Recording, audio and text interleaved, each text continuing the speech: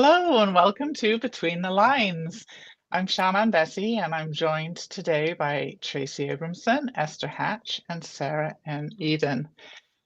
Well, recently the four of us spent a little bit of time together at a writing retreat, and we've been friends for a long time, but the fun thing about getting together and spending a few days just together, I think we learned even more about each other than we knew before. And one of the things that we learned was that none of us know how to make a decision. And so it wasn't a terribly good awakening. And in case you want to know how this paralyzing trait came about, we were going to a book signing in Idaho Falls, and it literally took us about 2 hours to decide what we were going to wear. And the worst part of that is we ended up all wearing the same thing. So it wasn't even like we were trying to coordinate. We just all ended up in the same t-shirt. So my first question for you ladies, because I want to explore this trait that we all share, is are you indecisive about everything or only certain things? I'm going to give you an example. I feel like I am indecisive about obviously what I should wear, what to make for dinner. That's one that plagues most of us, right? But when it comes to taking charge, if we're on a trip, I'm super decisive about going to ask someone for directions or about, yes, this is the right train that we need to take, or let's work this into our itinerary. I can be decisive about those things. Similarly, I can be pretty decisive in the kitchen because I'm pretty confident with cooking and baking, but maybe not so much in social settings. How about you? So I think for me, I'm more indecisive on those short-term decisions, especially when they affect other people. So like where to go out to eat, I'm like, as long as I can eat something, I don't care. If somebody else really Yeah. cares about what we're eating, the problem is that none of us cared. We were all so famished. We were ready to go out to eat after our signing. We're like, we actually had to have in our case, a fifth party. Make the decision for like, us. this is where we should go. I'm like, and bless her heart, had she not been there, I don't know if we could have managed. We probably still wouldn't have eaten. We probably still would have eaten. Still be hungry a month later. Yeah. I think it's like, I think a lot of us, and all of us, I think, kind of fall into this category of we tend to want everyone else to be happy around us, and so if it doesn't matter to us in a huge way, it's like, well, as long as everyone else is happy, I'm fine. And so we were all like just waiting for somebody else to say that they cared enough to make a decision. And we're all people pleasers. We are, and oddly so. So, and I think that like when it comes to things like what book should I write next, or things that have to do with like setting goals and things like that, I can be very decisive and I'm very precise and structured. So I think it's really more when other people are involved and it's like, it doesn't matter, whatever. So, yeah, I think I definitely have that issue of like when other people are around, like Sean said, people pleasing. And in general, I think there's like a small part of me that loves to not make a decision because I love to research and look at options all the time. So for me, especially big decisions, those are the ones that are hard for me. So like buying a house, the house we live in now, I looked for houses for 3 years before we bought this one. And what it took was like my husband falling in love with it. And same thing with when we go on vacations, I can research the best flights and the hotels, and I can spend hours and hours and hours on it. But when it comes right down to it, I usually walk my computer down to my husband's office and I say, will you push buy on these? Because I've researched enough, like just here are some options, push buy on one of them. So for some reason, it's like finality is hard for me. So interesting. Yeah, I found ahead of decisions, I tend to have an internal conversation with myself in which I make a decision about how much I care about the outcome of that decision. How invested am I in this? How much do I care about this? And if the answer is, there is probably someone in this group who cares more, my brain immediately goes, not my decision.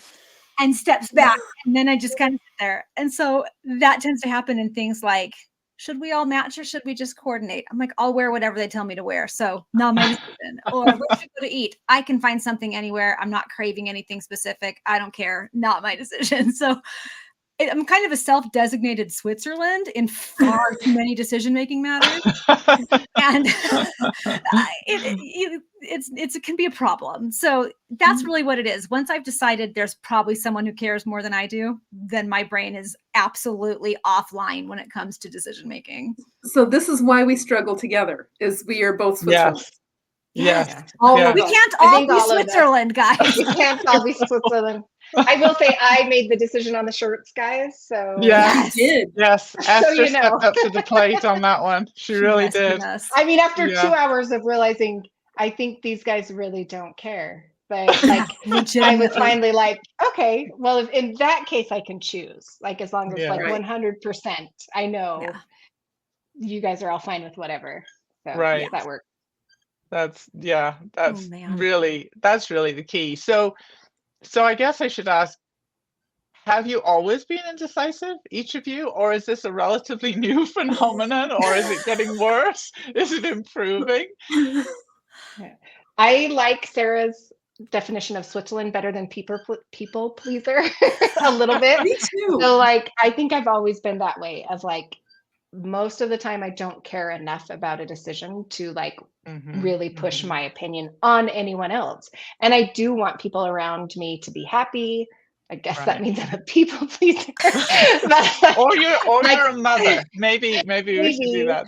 Maybe. Yeah. I think I've always been a little bit this way where yes, I would rather eat something that's just okay to me, but have the person next to me just love their meal.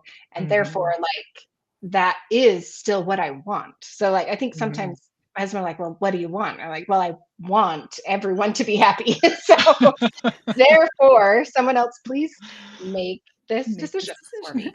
Yeah. Oh my gosh.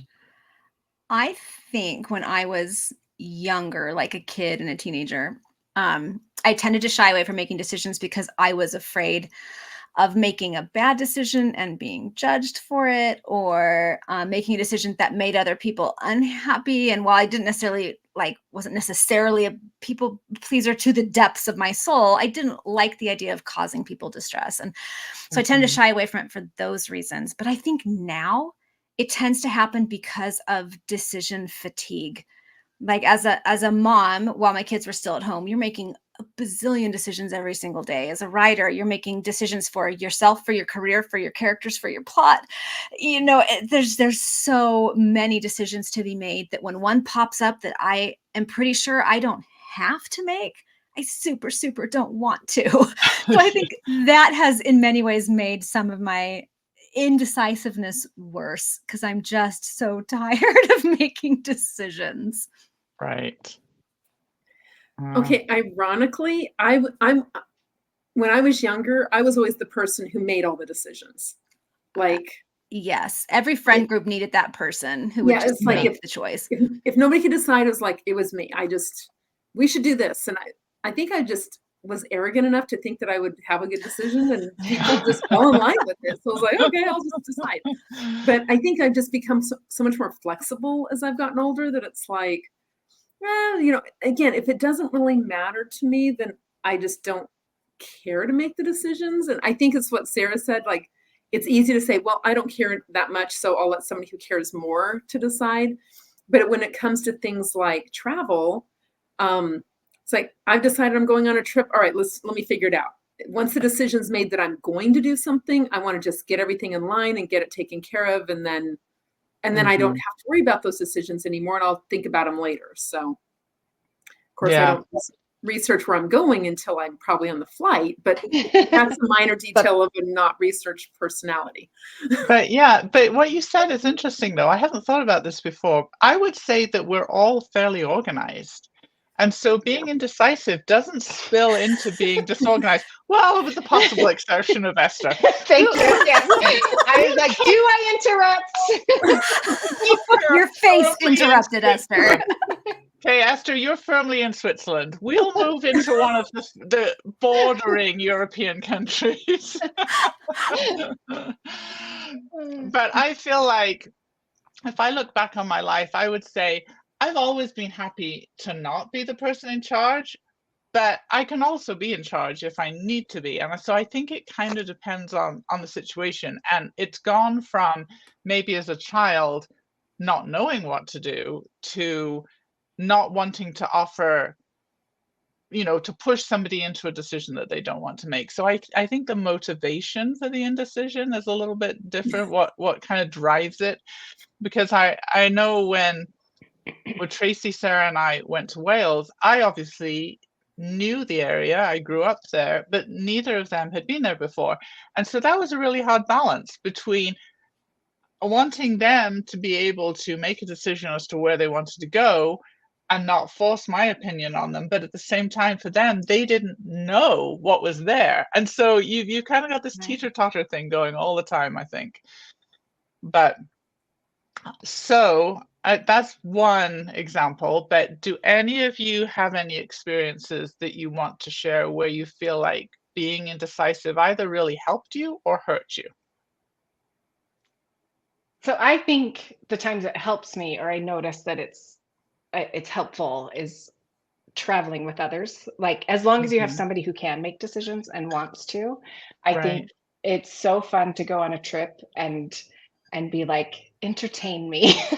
And then especially if you find someone who wants that, who is like perfect, because I want to do all these things while we're here, and I trust them to do. Like, I've done this with a couple of people, and they do amazing jobs, and I just get to show up, and I think they appreciate that it hasn't been an argument to get to where we're at, so I think for traveling together, it's been like, I'm super chill, my husband's super chill about stuff like that, and we're always happy to be there. So I think that works well. Yeah, I agree. And sometimes I'm kind of tortured by the no decision is a decision kind of adage, because then you're like, I need to do something. But I'm just like you, Esther, when it comes to the big things, especially pushing the purchase button, we probably would still be sleeping in a tent if it weren't for the fact that my husband made a decision on buying a house. And if I have to buy a big airline ticket, then I'm like, should I push it, even though I've done all the research. So yes, there's definitely pluses and minuses to those. Sarah hinted at this a little bit. Have you ever found that having a hard time making a decision has impacted your writing?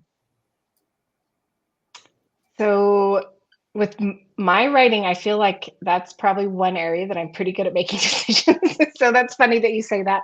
Every once in a while, I'll have a book where the end has like two forks, and it's like I can take option A or B, and that is like crippling a little bit for me, because in my mind they've both kind of already come into being, and so it's like killing one of them. But for the most part, I feel like I can make decisions in my writing. I actually don't delete very much stuff. I usually get it right. I don't get it right the first time. I get it rewritable the first time. That's great. Well, I know we've talked on this podcast before about the fact that to a fairly large degree, we don't have a lot of say when it comes to our titles and book covers. And there have been a few times when I have submitted a manuscript with a title and it's not the one that the publisher wants to use. And so they will then throw back a few others. And so that has been my recent challenge with being indecisive, is trying to decide on a book title between a few options, knowing that it's kind of like naming a baby, knowing that it's going to be there for a while. So not so much with the writing the plot, but some of the extra things like covers and book titles are sometimes hard to decide on. Yeah, I don't have a lot of trouble with indecisiveness when it comes to my books. I can think of one time when I had wrapped a series and was kind of trying to decide what I wanted to do next, and had a couple of different ideas and wasn't sure which one I wanted to go with. In that instance, I just kind of wrote them both up and sent them to my agent, actually, and just said, I love both of these ideas. help me make a decision. And she did, which was great. But it wasn't, full on indecision. It was just kind of not really knowing which direction I wanted to go. The probably biggest impact that indecisiveness has ever had on a book I've written are the first 2 books in my Hope Springs series. They're like a true duology, a true book and sequel. And there's a love triangle in that book. And I decided, what a word to choose, that I wasn't going to decide by the end of the first book how that love triangle was going to resolve itself, who was going to be the quote unquote victor in the end. So when I started writing the second book, I was simultaneously writing 2 different versions of it.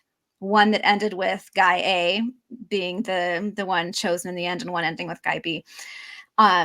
And I trusting that I'd hit a point where I could tell how it was supposed to go because it would feel right, which is exactly what happened. So in the end, I didn't actually have to decide how that ended because I forced myself to do twice as much work, trusting in fate to open my eyes.